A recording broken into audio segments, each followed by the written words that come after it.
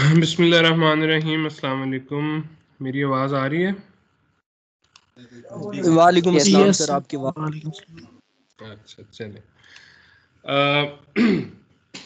तो जी, screws, fasteners and design of non permanent joints का हमने टॉपिक शुरू किया हुआ है। लास्ट लेक्चर में हमने एक तो थ्रेड स्टैंडर्ड्स पढ़े, कुछ ये डेफिनेशंस पढ़ी कि माइनर डायमीटर क्या होता है, मेजर डायमीटर क्या होता है, पिच क्या होती है, लीड क्या होती है, ठीक है, ये चीज़ें। फिर हमने कुछ स्टैंडर्ड टाइप्स जो हैं स्क्रूज की उनको देखा, जिसमें स्क्वायर थ्रेड है, एक्मी थ्रेड है, ये दोनों पावर स्क्रूज के लिए यूज़ होते हैं ज़्यादातर। फाइड और मेट्रिक थ्रेड्स जो हैं ये फास्टनर्स के लिए यूज़ होते हैं, फास्टनर्स के डिज़ाइन में। और इनके टेबल्स किस तरह से हैं, ये टेबल 1 और टेबल 2 आपको दिखाए थे, जिसमें से आप मुख्तलिफ प्रॉपर्टीज़ फाइंड आउट कर सकते हैं इनकी। और और किस तरीके से इनका नॉमेनक्लेचर किस तरह होता है, लिखते हैं इनको किस तरह, ये भी आपको बता दिया था। M12 × 1.75 लिखा है तो इसका क्या मतलब है, ठीक है जी। उसके बाद हम पावर स्क्रू पे चले गए थे। पावर स्क्रू में हमने एक डिटेल्ड डेरिवेशन की, जिसके बाद हम torque required to raise the load इस पे और torque required to lower the load, ठीक है, ये दोनों हमने रिलेशनशिप्स डिराइव किए थे। तो आपके पास एक स्क्रू है, ठीक है, ये स्क्रू है, इसके ऊपर एक नट जो है वो रोटेट कर रहा है। जब नट जो है किसी लोड को रेज करने के लिए आप इसको रोटेट करेंगे, तो फिर आपको जो नट के ऊपर टॉर्क लगाना पड़ेगा, that would be equal to this value, ठीक है। और अगर आप उस लोड को लोअर करना चाहते हैं, एग्जाम्पल मैंने दी थी कि कार का जैक है जैसे, तो आपने कार के टायर को चेंज करने के लिए जैक को रोटेट किया ताकि कार को उठा लें आप वर्टिकली, उसको डिस्प्लेसमेंट दें, तो आप ये वाला टॉर्क लगाएंगे। और जब आप टायर चेंज कर चुके होंगे, तो अब आपने गाड़ी को नीचे ले उतारना है वापस, तो आप ये वाला टॉर्क TL लगाएंगे to lower the vehicle on to the ground. अच्छा, फिर इसके अंदर एक सेल्फ लॉकिंग की कंडीशन हमने डिफाइन की थी कि जब आपने अपना टॉर्क रिमूव कर दिया, गाड़ी को रेज करने के लिए टॉर्क लगाया, गाड़ी को आपने सफिशिएंट हाइट तक रेज कर लिया, अब आपने टॉर्क रिमूव कर दिया, तो गाड़ी क्या अपनी जगह पे नीचे खुद ब खुद उतर आएगी।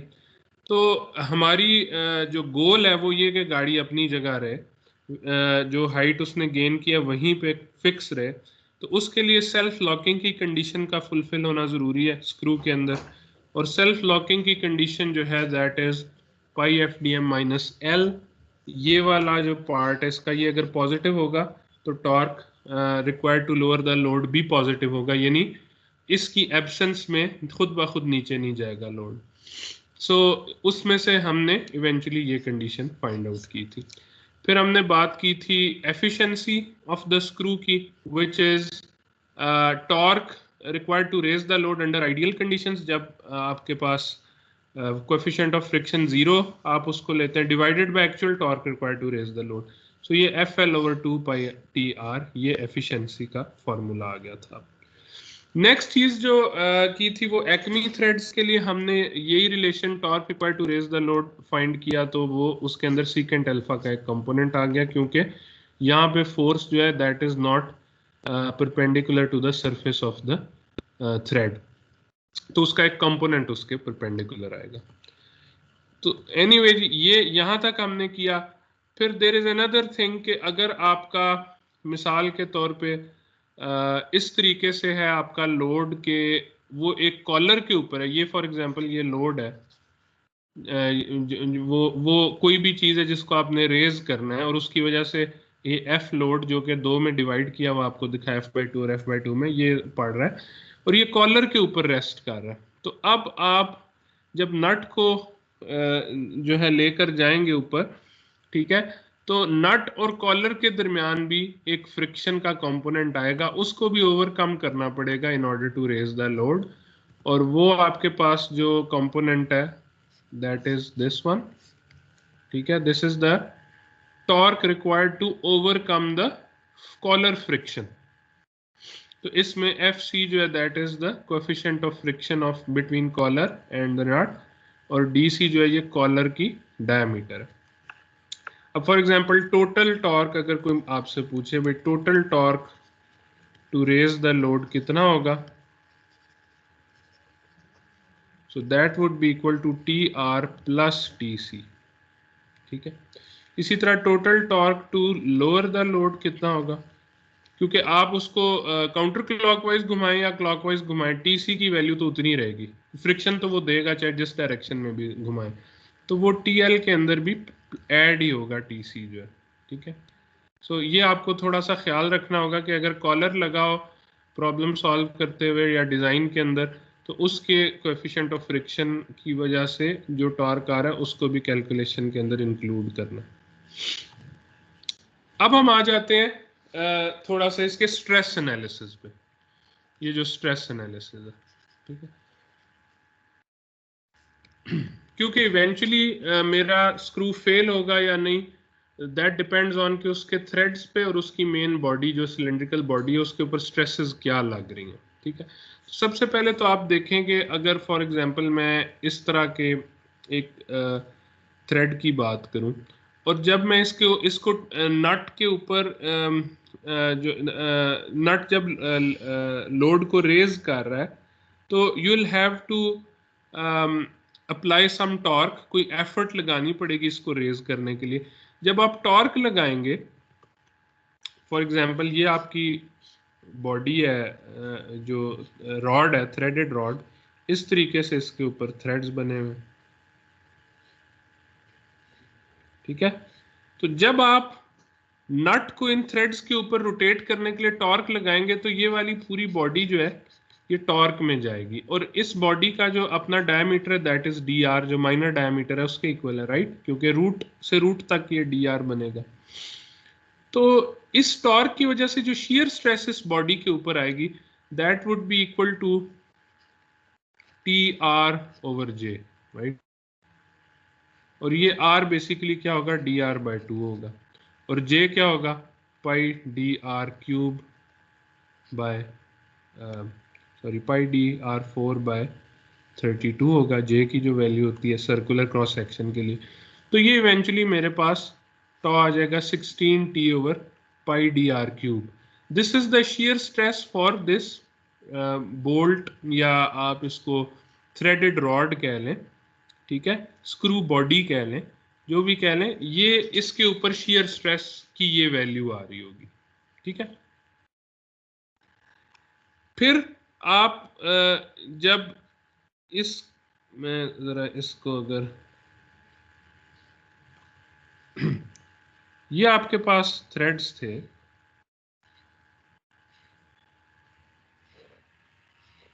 ठीक है,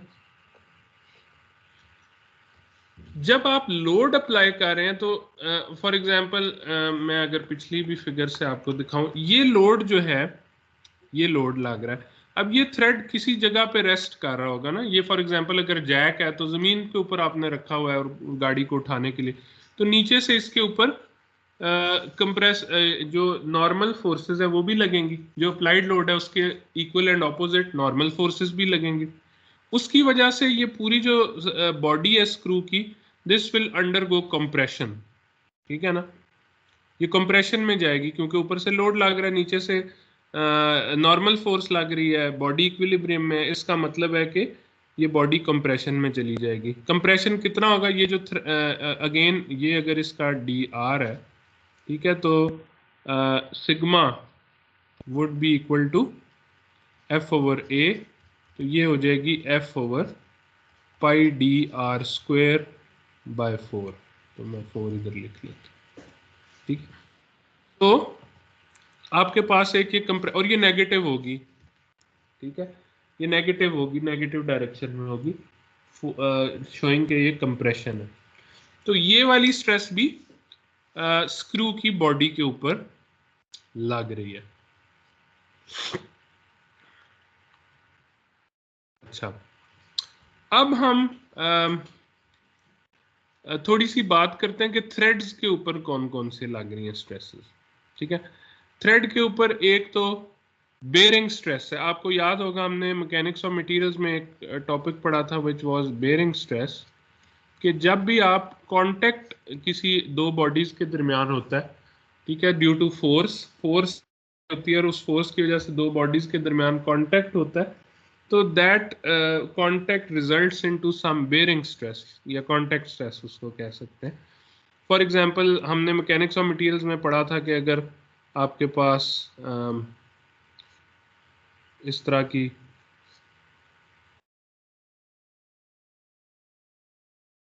उसको एक और प्लेट के ऊपर फिक्स करना फॉर एग्जांपल, तो आप क्या करते हैं जी, आप एक बोल्ट लगा देते हैं।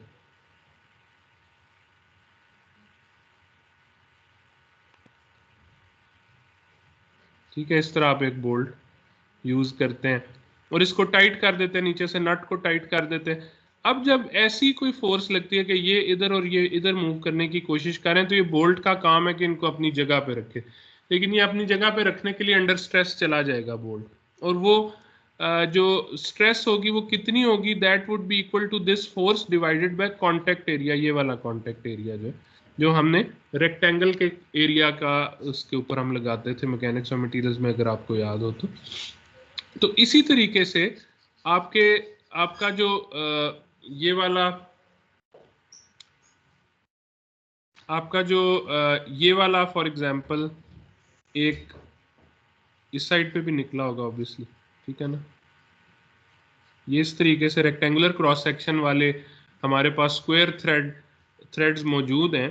इसके ऊपर जब नट चढ़ाएंगे और वो कांटेक्ट में आएगा, जब आप लोड को रेज या लोअर करेंगे, तो ये वाली जो सरफेस है पूरी, ये बेरिंग स्ट्रेस के अंदर चली जाएगी। ठीक है, बेरिंग स्ट्रेस के अंदर, और वो किसके इक्वल होगी, वो एफ ओवर ए के इक्वल होगी।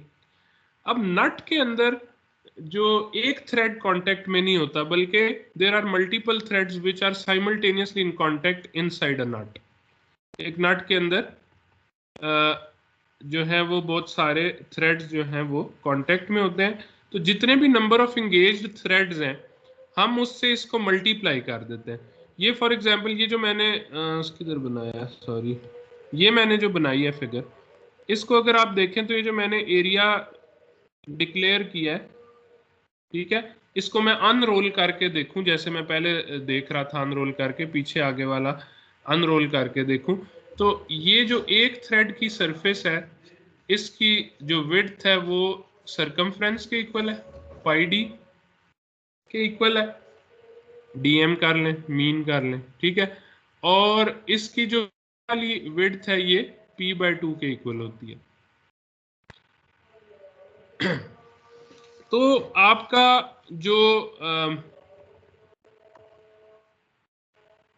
थ्रेड है उसके अंदर एक थ्रेड के अंदर स्ट्रेस जो होगी वो F over pi D M p/2 होगी, लेकिन there are a number of threads which are engage simultaneously, तो मैं इस एरिया को नंबर ऑफ थ्रेड से भी मल्टीप्लाई कर देता हूँ, तब ये टोटल फोर्स को ये सारा एरिया सपोर्ट कर रहा है, इस सारे एरिया पे प्रोजेक्ट हो रही है फोर्स, क्योंकि टोटल फोर्स भी जो है वो सिर्फ एक थ्रेड के ऊपर नहीं लग रही, because of the presence of nut वो फोर्स डिस्ट्रीब्यूट होके जितने भी इंगेज थ्रेड्स हैं उन सारों के अंदर डिस्ट्रीब्यूट होगी, तो इस वजह से ये टोटल एरिया ये pi D M N T p/2 हो जाएगा। So this is bearing stress, और ये बेरिंग स्ट्रेस जो है वो किस पे लग रही है जी, ये थ्रेड के ऊपर लग रही है, it is not applied on the screw body, वो जो सिलेंड्रिकल बॉडी है स्क्रू की उस पे नहीं है लग रही है, थ्रेड पे लग रही है। कहीं पे आपका कोई क्वेश्चन हो तो आप रोक के पूछ सकते हैं। अच्छा, इसके बाद ये तीसरी किस्म की स्ट्रेस होगी जो कि लग सकती है इसके ऊपर। अब जब आगे मैं इसी उसके अंदर अगर जाऊं, तो जब आप फोर्स को एक थ्रेड के ऊपर रिजॉल्व करते हैं तो वो इस थ्रेड के सेंटर में, और इसी तरह जो है वो हर थ्रेड के सेंट्रल पॉइंट इस तरीके से हम इसको शो कर सकते हैं, क्योंकि यूनिफॉर्मली डिस्ट्रीब्यूट होगी इधर, तो मैं सेंटर पे एक फोर्स के वेक्टर से इसको शो कर रहा हूं, और ये वाला डिस्टेंस जो है दैट वुड बी p/4, ठीक है। तो अब क्वेश्चन ये है कि इसकी वजह से ये थ्रेड बेंड भी होगा ऑब्वियसली, ये इस तरीके से यूं बेंड हो रहा होगा।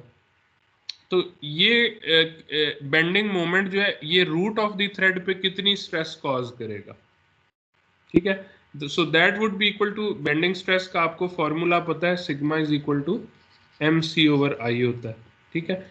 और यहाँ पे रेक्टेंगुलर क्रॉस सेक्शन है, I is equal to BH³/12 होगा, और C जो है that would be equal to H/2, ठीक है। यहाँ मैं बेसिकली इसको H कह रहा हूं, और ये क्रॉस सेक्शन है तो इसको मैं B कह रहा हूं, ठीक है। इसी तरह होता था, ये अगर क्रॉस सेक्शन है तो इसमें ये B है और ये H है। सो यहाँ पे I is equal to BH³/12 जो बनेगा, ठीक है, उसको मैं इस हिसाब से देखता हूं कि यहाँ पर I/C, now again this is what I/C is BH³/12 divided by H/2, so this becomes BH²/6, BH²/6 बन जाता है I/C। तो I/C की वैल्यू इसने इस इक्वेशन में लिख दी है जी BH²/6, ये B है आपका, ठीक है। πdr/nt, πdr तो अगेन क्या है πdr? πdr is the circumference, ठीक है, वो उसका सर्कमफ्रेंस है, सॉरी बल्कि ये वाला, ठीक है। πdr इसका सर्कमफ्रेंस है, उसको जितने नंबर ऑफ एंगेज थ्रेड्स हैं उसके साथ मल्टीप्लाई कर दें तो टोटल इसकी लेंथ निकल आएगी, और साथ में P/2 इसकी, ये जहां मैंने B डाला है ये P/2 है इसका। सो आपके पास ये आ जाएगा BH²/6 के इक्वल है, ये H है, ठीक है। तो मैं इस I/C को सॉल्व करूं तो मेरे पास आ जाता है π/24 dr/nt²। m जो है, m is force into distance, तो आपने देखा फोर्स ही है, डिस्टेंस जो रूट से है वो P/4 है, so moment is F into P/4। तो आगे आप कह सकते हैं sigma bending is MC/I, so this is equal to M/I/C। I/C आप निकाल चुके हैं पहले, वो आप पुट कर दें, MFP/4 पुट कर दें, this is M and this is C/I या I/C का inverse. So this becomes 6F over pi dr/nt into P. तो ये आपकी, ये क्या है जी, ये bending stress at the root of the thread है, यानी जहां पे थ्रेड जो है वो मेन स्क्रू बॉडी के साथ कनेक्ट हो रहा है, अटैच हो रहा है, वहां पे बेंडिंग स्ट्रेस की ये वैल्यू है सिग्मा B। अब आखिरी चीज जो इधर आपको नजर आ रही है that is a shear stress. ये shear स्ट्रेस क्यों है, मैंने जब मैकेनिक्स ऑफ मटेरियल्स में हमने बीम्स के ऊपर shear फोर्सेस को पढ़ा था, तो फॉर एग्जांपल ये अगर एक बीम है और उस पर ये एक फोर्स लग रही है, तो हम पहले क्या करते थे, हम इसके रिएक्शंस फाइंड आउट करते थे, just to give you a quick recap. उसके बाद हम सेक्शंस बनाते थे, सेक्शन जो है वो ऐसे बनता था कि यहाँ पे RA आ गया आपका, और यहाँ पे एक shear फोर्स और एक बेंडिंग मोमेंट हम अप्लाई करते थे और इनकी वैल्यूज फाइंड आउट करते थे। इस shear फोर्स की वजह से इस एरिया के ऊपर एक shear स्ट्रेस भी लगती है।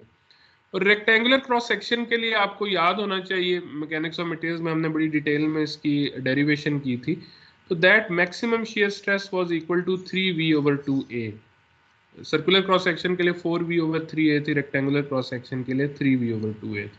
तो यहाँ पे चूंकि रेक्टेंगुलर क्रॉस सेक्शन है, so this top would be equal to 3V/2A, और यहाँ पे अगेन एरिया मैंने थ्रेड का ले लिया, पाई dr/nt, ये इसका पाई dr सर्कमफ्रेंस हो गया, जो एक साइड बेसिकली थ्रेड की पूरी बन रही है, nt number of engage threads हो गए, और P/2 उसकी हाइट या विड्थ जिसको आप कह सकते हैं वो होगी, ठीक है। तो ये एरिया आ गया। So this shear stress is, again this is not in the screw body, this is at the center of the root of the thread due to load F, ये shear स्ट्रेस पैदा होगी due to transverse load 3F और pi D NTP। तो अब आप देख सकते हैं कि basically you have a number of stresses जो कि आपके थ्रेड पे और स्क्रू बॉडी के ऊपर लग रहे हैं। जब आपके पास एक से ज्यादा टाइप्स की आ जाती हैं stresses, then to find out if your material is all right और if it is going towards failure या उसकी लाइफ आपने निकालनी होती है, तो you have to use any of the failure theories that you have already studied in chapter 5 और 6। अगर तो स्टैटिक लोड है तो चैप्टर 5 की थ्योरीज लगाएंगे, उसमें मैक्सिमम शियर स्ट्रेस थ्योरी है या डिस्टॉर्शन एनर्जी थ्योरी है। ठीक है, एनर्जी थ्योरी में आप von Mises stress sigma prime जो कि इक्विवेलेंट स्ट्रेस है वो फाइंड आउट करते हैं, जिसके अंदर नॉर्मल स्ट्रेस, शियर स्ट्रेस, इनके कंपोनेंट्स मौजूद होते हैं। तो basically now you have to find a stress state, वो स्ट्रेस स्टेट जो कि आप बनाते रहे हैं पहले। अब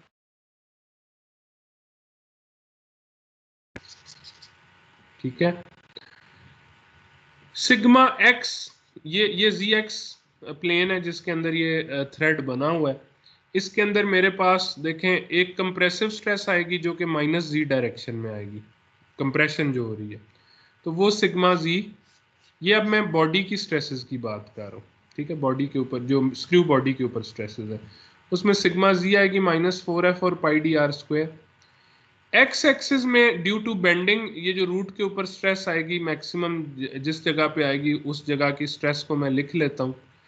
तो जो ये बेंडिंग की वजह से स्ट्रेस आएगी ये इन एक्स डायरेक्शन आएगी। ठीक है, या आप उसको यूं कर लें, ठीक है, इस डायरेक्शन में आएगी। So that would be equal to bending sigma X, ये 6F over pi D R NTP, ये बेंडिंग वाली है और ये कंप्रेशन वाली है। ठीक है, इसी तरह जो शियर स्ट्रेस बॉडी के अंदर आ रही है वो ड्यू टू टॉर्क आएगी। So that would B this one, ये टॉर्शन की वजह से आ रही है। ये तीनों स्ट्रेसेस मैंने आपको पहले दिखा दिए। ये आपकी टॉर्शन की वजह से आ रही है, ये आपकी कंप्रेशन की वजह से आ रही है, ये स्क्रू बॉडी के ऊपर आ रही है, और ये आपकी बेंडिंग की वजह से आ रही है। ठीक है, ये वाली तीन स्ट्रेसेस आपने, अब आप वॉन माइसिस स्ट्रेस निकाल सकते हैं। आपने वॉन माइसिस स्ट्रेस का फॉर्मूला पढ़ा हुआ है, sigma prime is equal to, मैंने इधर खोली भी हुई है,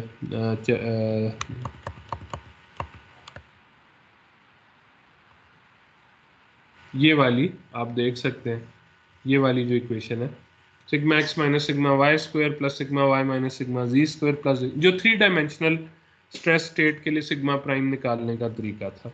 ठीक है,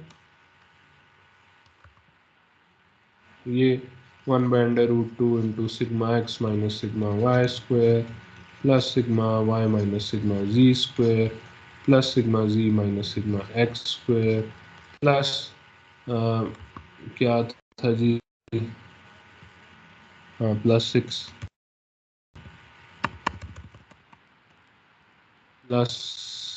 into tau square X Y plus tau square Y Z plus tau square Z X whole √1/2।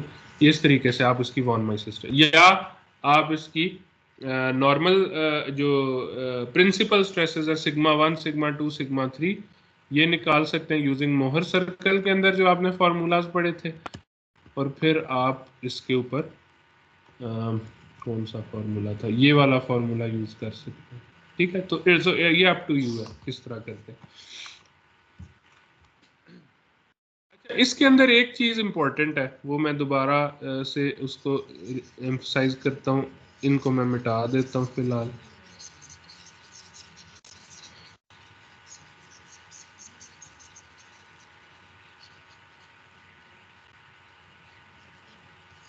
ठीक है जी, इसके अंदर इंपॉर्टेंट चीज क्या है, वो ये कि जब आपका नट इंगेज करता है थ्रेड्स को, ठीक है, नट के अंदर जो है वो इंटरनल थ्रेड्स बने होते हैं, स्क्रू के अंदर एक्सटर्नल थ्रेड्स बने होते हैं, जब वो एक दूसरे से मेट करते हैं तो सारा लोड जो है जो सारा अप्लाइड लोड होता है वो इन थ्रेड्स के ऊपर डिस्ट्रीब्यूट होता है, लेकिन इक्वली डिस्ट्रीब्यूट नहीं होता। ठीक है, इक्वली डिस्ट्रीब्यूट नहीं होता। फॉर एग्जाम्पल इधर अगर कोई नट बना, हाँ, अब ये फॉर एग्जाम्पल नट है, तो इसका ये जो पहला थ्रेड है ये ज्यादा लेगा दूसरे थ्रेड की निस्बत, दूसरा थ्रेड तीसरे थ्रेड की निस्बत ज्यादा लोड लेगा। इस तरह करते करते एक्सपेरिमेंट से ये फाइंड आउट हुआ है कि जो सेवंथ थ्रेड है that is completely free of load. ठीक है, seventh thread is free of load. इसीलिए आप देखेंगे कि थ्रेड्स की एक खास विड्थ होती है, उससे ज्यादा बड़े थ्रेड नहीं बनाए जाते क्योंकि उसका फायदा नहीं होता। कि थ्रेड के सिर्फ 6 नट के सिर्फ 6 थ्रेड्स हैं जो कि लोड के साथ इंगेज हो रहे होते हैं। और इसके अंदर भी जो फर्स्ट थ्रेड होता है वो 38% ऑफ लोड ले लेता है, ये फर्स्ट थ्रेड है। सेकेंड थ्रेड जो है वो 25% ऑफ लोड ले लेता है, थर्ड जो है वो 18% ऑफ लोड ले लेता है। आपने जब स्ट्रेस एनालिसिस करना है या कैलकुलेशंस करनी है तो आप फर्स्ट थ्रेड के ऊपर अपनी सारी कैलकुलेशन कर लें, क्योंकि नट ने जब रोटेट करके ऊपर चढ़ना है तो सारे थ्रेड्स जो स्क्रू के हैं वो बारी बारी फर्स्ट थ्रेड बनेंगे। ठीक है, जब आप ऊपर लेके जाएंगे तो फर्स्ट थ्रेड सेकंड थ्रेड बन जाएगा और ऊपर से एक नया थ्रेड इंगेज हो जाएगा नट के अंदर जो कि फर्स्ट थ्रेड बन जाएगा। इसी तरह जब आप रोटेट करते जाएंगे हर 360 डिग्री रोटेशन के बाद नेक्स्ट थ्रेड जो है वो फर्स्ट थ्रेड बन जाएगा और जो एग्जिस्टिंग थ्रेड है वो एक एक नीचे मूव कर देंगे प्लेस। सो अगर मैं इन सारे रिलेशनशिप्स में टोटल नंबर ऑफ थ्रेड्स को 1 ले लूं और f को 0.38f 38% ऑफ f से रिप्लेस कर दूं तो basically this equation is applicable to the first engage thread ना। ठीक है, इसी तरह यहाँ पे 1 ले लिया, f को 0.38f ले लिया, टॉर्क इक्वेशन में इसको 1 ले लिया, इसको 0.38f ले लिया, और बेरिंग स्ट्रेस की इक्वेशन में भी एन टी को 1 ले लिया, f को 0.38f ले लिया। क्यों? क्योंकि आई एम डिजाइनिंग और I am analysing the thread that is carrying the maximum load which is the first thread. और चूंकि तमाम थ्रेड्स ने बारी बारी फर्स्ट थ्रेड बनना है इसलिए इट इज लॉजिकल कि आप जिस पॉइंट पे जितनी मैक्सिमम स्ट्रेस आ रही है आप उसके लिए कैलकुलेशंस करें ताकि आपको फेलियर का पता लग सके। तो आपकी ये इक्वेशंस अकॉर्डिंगली चेंज हो जाएंगी। अब मैं ये क्विकली एक एग्जांपल है इसको देख लेते हैं जिससे आपके पीछे जो आपने पावर स्क्रू का पूरा सेक्शन पढ़ा है ये एक दफा रिवाइज हो जाएगा और आपको अप्लाई करना आ जाएगा। तो सबसे पहले जी वो कह रहा है a square thread power screw has a major diameter of 32 millimetre. ठीक है, मेजर डायमीटर को डी लिखते हैं हम, 32 millimetre, and a pitch of 4 millimetre with double threads का मतलब है lead is equal to 2p यानी 8 मिलीमीटर के equal. It is to be used in an application similar to that in figure 4। Figure 4 में वो 4 पावर थ्रेड्स,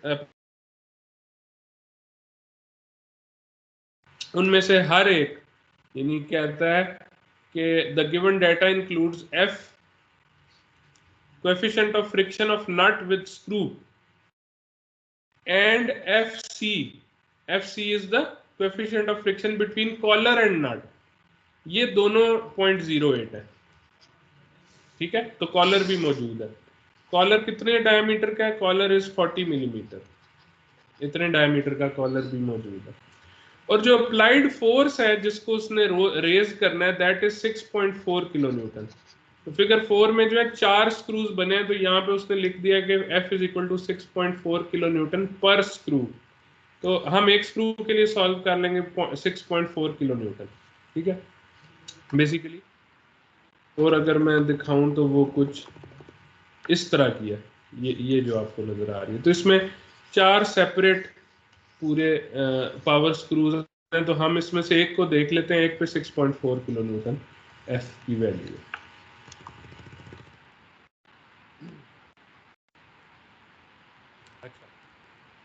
अब करना क्या है जी? करना यह है कि फाइंड द थ्रेड डेप्थ। ठीक है, थ्रेड डेप्थ आपको पता है p/2 होती है। थ्रेड विड्थ वो भी p बाय, स्क्वायर थ्रेड है ना, स्क्वायर थ्रेड में थ्रेड डेप्थ और थ्रेड विड्थ p/2 होती है। पिच डायमीटर उसको dm कह लें या dp कह लें, that would be equal to d plus D R by 2। Major diameter plus root diameter उसकी एवरेज, ठीक है, ये डीएम होगी। माइनर डायमीटर डीआर भी निकालना, ठीक है। एंड लीड, लीड पहले मैंने इधर निकाल दी 8 मिलीमीटर। तो ये पार्ट ए है। तो देखें पार्ट ए में अगर आपका इस तरह का थ्रेड है, ठीक है, ये आपका मेजर डायमीटर है डी, ये आपका रूट डायमीटर है D R, and this is p/2 and this is p/2, ठीक है।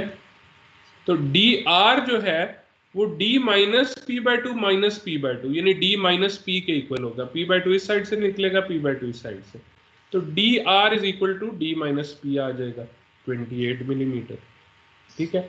डी एम जो है वो एवरेज होती है बेसिकली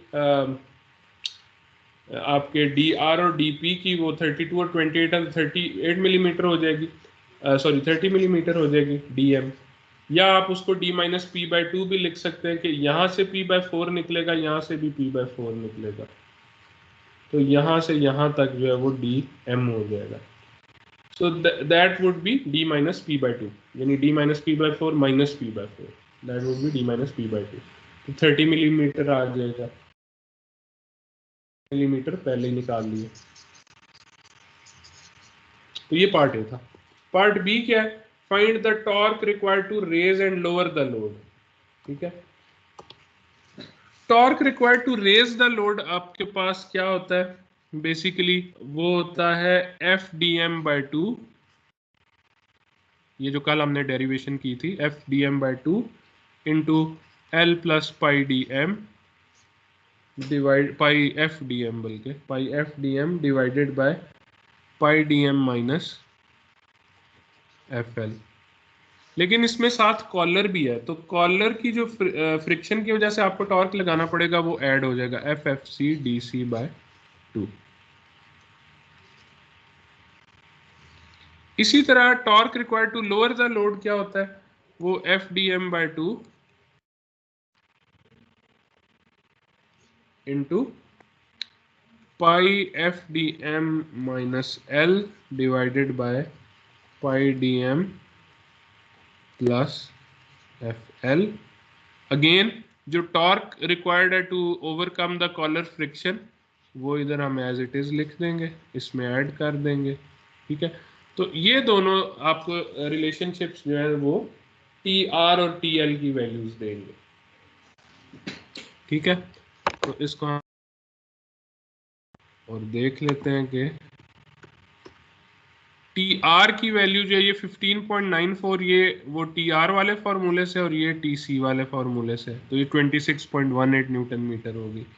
इसी तरह टी एल जो है वो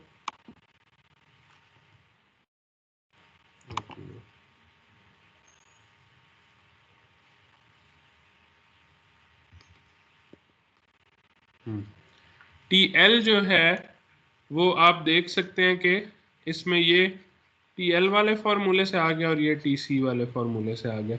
इसमें एक बड़ी इंटरेस्टिंग चीज है वो ये कि अगर आप कॉलर ना यूज करते, ये वाला पार्ट ना होता, कॉलर ना यूज करते, तो ये -4.66 आना था, ये नहीं, ये स्क्रू सेल्फ लॉकिंग नहीं था, ओरिजिनली सेल्फ लॉकिंग नहीं था, कॉलर की वजह से ये सेल्फ लॉकिंग बना, ठीक है। So this is another advantage of having a collar. अगर कॉलर ना होता तो ये सेल्फ लॉकिंग नहीं बन सकता था स्क्रू, कॉलर की वजह से सेल्फ लॉकिंग बना। उससे अगला पार्ट क्या है जी? ये रेज और लोअर द लोड आपने सीख लिया। एफिशिएंसी, एफिशिएंसी क्या होती है अभी आपको बताई थी, FL/2 pi into T R. T R आपने इधर से रेज लोड जो करने के लिए लगाया, फाइंड आउट कर लिया, वो आप इस इक्वेशन में पुट कर दें इधर, तो आपके पास एफिशिएंसी निकल आएगी।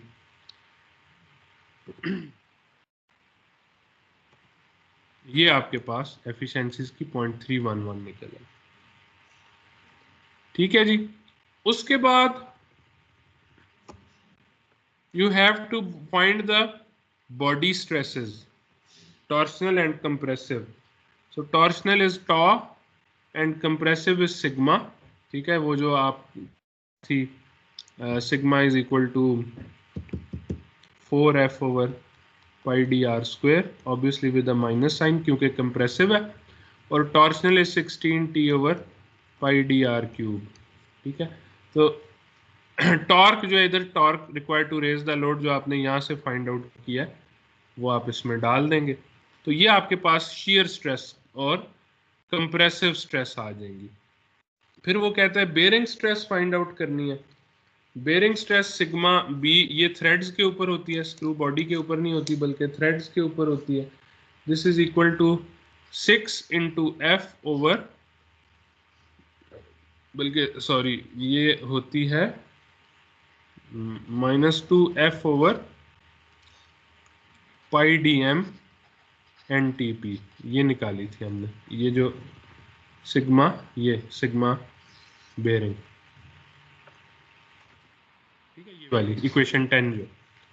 तो इसी इक्वेशन में जैसे मैंने आपको कहा कि आप f मत यूज करें बल्कि f की जगह 0.38f यूज करें, पहले स्क्रू को आप देखें और फिर nt की वैल्यू को 1 कर दें,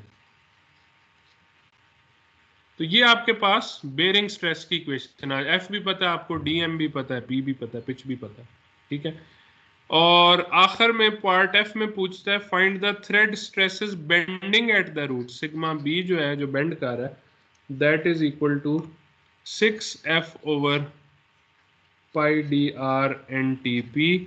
तो अगेन ये f की जगह आप इसको 0.38f कर दें और एन टी की जगह 1 कर दें, ठीक है। तो ये आपकी बेंडिंग स्ट्रेस आ जाएगी। तो ये सारी चीजें आप फाइंड आउट कर सकते हैं इजीली, यहाँ पे फाइंड आउट हुई हैं। ये आपकी शियर स्ट्रेस है 16 TR over pi D cube, ठीक है, 6.07 टॉर्शन की वजह से मेगा पास्कल, ठीक है। This is also tau Y G according to the figure that I showed you earlier. फिर आपकी बेरिंग स्ट्रेस ये सिर्फ थ्रेड्स के ऊपर होती है, -2 into 0.38f over pi D M 1 into P, ये -12.9 मेगा पास्कल्स है।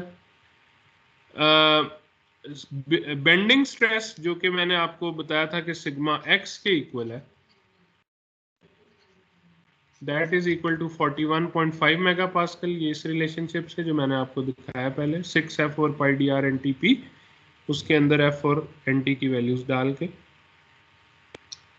और फाइनली अच्छा, जो जो इधर कंप्रेसिव निकालनी थी सिग्मा जी, वो आपके पास आएगी 4f -4f over pi D R square, तो वो आ जाती है ये वाली वैल्यू, ठीक है, -10.39 मेगा पास्कल, ये सिग्मा z के इक्वल हो जाएगी।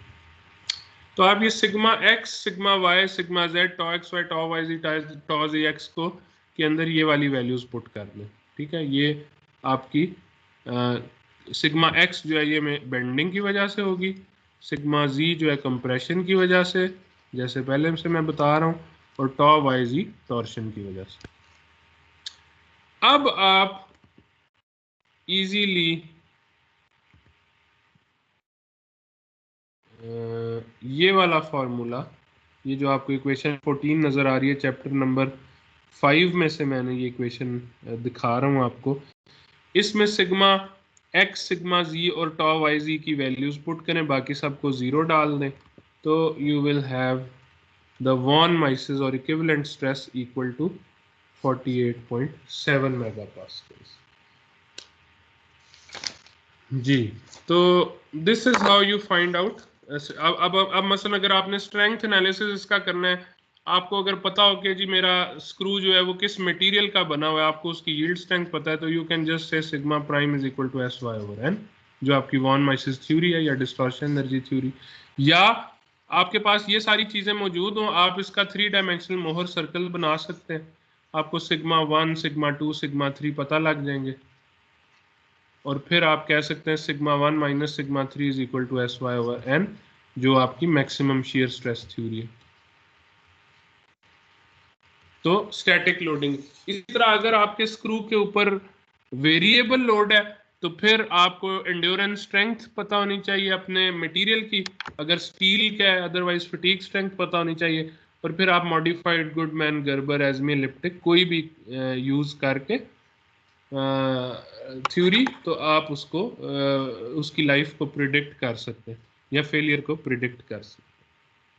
ठीक है जी, कोई क्वेश्चन हो तो पूछ सकते हैं इसमें। आखिर में मैं बिल्कुल आपको 3 टेबल्स दिखा देता हूँ।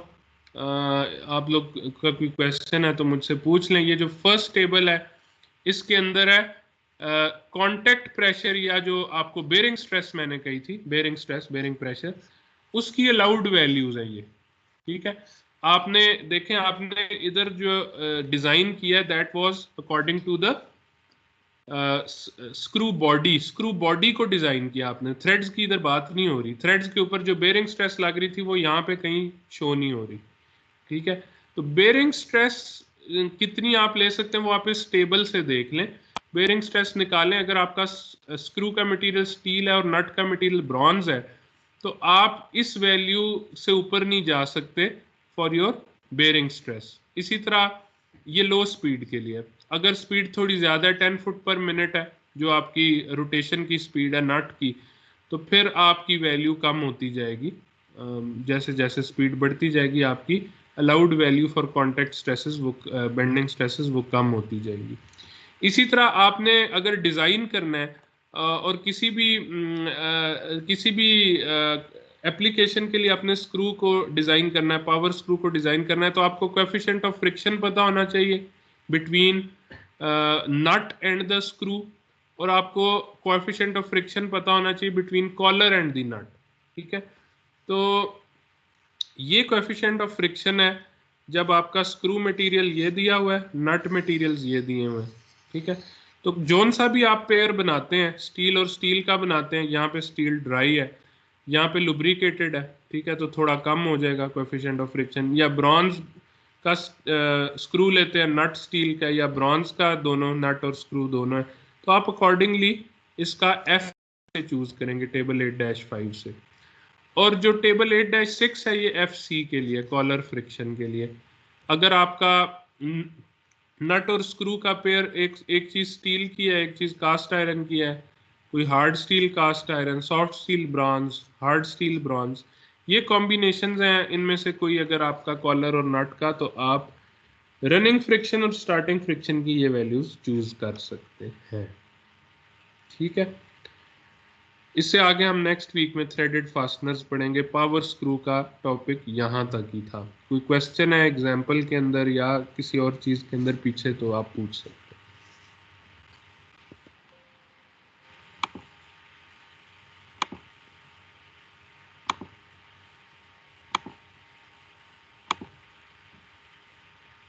कोई क्वेश्चन नहीं है तो जी मैं रिकॉर्डिंग